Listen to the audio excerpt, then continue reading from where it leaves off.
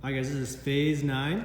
This is going to be Saturday's program. We're doing an EMOM. So it's an 8-minute EMOM. We have 3 separate EMOMs, so A, B, and C EMOMs. So inside of this, they're going to be odd, even EMOMs, which means that you're going to do one exercise at a time. So today will be like a TRX. For one, you do all the reps inside of that one.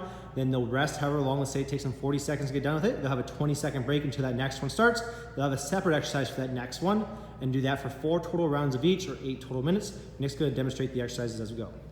And so the first thing that we are going to have is going to be TRX Drop Squats. So these are going to be quick. What we want to do for them, almost like a regular squat, we're going to start with our feet a little bit closer together. So feet together, arms nice and long on the TRX, and we're jumping our feet out, down, back together. Out, back together, out, and back together. So they're going quick, but we still want to make sure we're getting all the way in that squat, and we're not using our arms to pull. So like a regular squat, all the way down, but we're jumping back together, down, and back together on these ones. So we're doing 20 of those. If someone cannot do the jumping portion of that, if they have trouble with jumping, we can do regular TRX squats. So same thing, all the way down and back up. But we do want them to try to go fast, so keep up the pace. They can do speed squats. If they can't do speed squats, it's okay, they can go a little bit slower. But we are trying to go quick over here. So as fast as they can, down and up. Again, if they have trouble with jumping over here. So 20 of those. Then we're going to come over and grab a plate. So you're going to have plate chest press. So we'll have a plate here. We can go pretty heavy for this one. We're going to be doing 15 reps of this. So we'll have a plate up on their chest. We want to make sure their feet are flat, and that helps keep their back flat in the ground. So back all the way pressed in the ground. And we're doing chest press. So we'll have the plate by our chest, pressing all the way up, all the way back down, all the way up, all the way down. Like I said, they can go heavy. They are doing 15 of these. So again, just getting all the way up there under control the whole way. So the first minute is going to be 20 drop squats. Then the second minute is going to be 15 chest press. They're just switching between those two for 8 minutes, so 4 rounds of each. After they finish, after the first station is over, after the first 8 minutes, they'll have a minute and a half to transition. So they'll come over to the middle here. So start section 1, they'll come over to the middle station, which is going to be right in the middle zone here. One tip for the plates, guys. If you have some really strong guys in your class, it's okay to grab them a heavy dumbbell and have them do with that chest press with a heavy dumbbell, just holding one at a time. Just because we have some stronger guys, they might need that. All right, so the next section is going to be over here in the middle. First thing you're going to have is going to be dumbbell snatch. So this is a powerful movement. We're trying to go quick with this, but we want to make sure we have good form when we do it. So the first thing we're going to do, we're going to grab a dumbbell, have it in one of our hands. We want to go some slight bend in our knees, driving those hips back, kind of like a deadlift position here. Feet right underneath our shoulders. And we're dropping the weight right in the center and right in front of our body. So we don't want to be going to one side or the other. We want to go right in the center and straight down. And what we're doing is snapping the hips forward, pressing the ground away, almost like we're jumping. Overhead, catching the weight, and back up. Now, I'll show you guys that again. We're going quick, up, overhead. A couple things that we want to look out for on that one. We want to make sure that people aren't coming up and then pressing. So a good way to coach that is have them drive their elbow up, all the way up, and then all the way up. So pull that elbow up nice and high, and then use overhead. So we just want to make sure they're not pressing on that movement. We also want to make sure people aren't swinging the weight up like that. That can cause some issues with the shoulder if they're bringing it back, and that's also not making sure we're using our legs. So this is really a lower body movement. Again, I'll show you guys quick, keeping it close to the body, up, overhead, and then catching it at the top. So we're going to be doing 10 on this one. And we want to be quick, and then we're switching arms every round. So the next round we do on the other arm, just so we're not using the same arm. We don't want to burn it out, so switch arms every round. If someone is having trouble with that movement, we do have a modification which is going to be dumbbell high pull. So it's very similar. It's practicing the movement, just without going overhead. So same thing, we'll start low and then bring the weight up.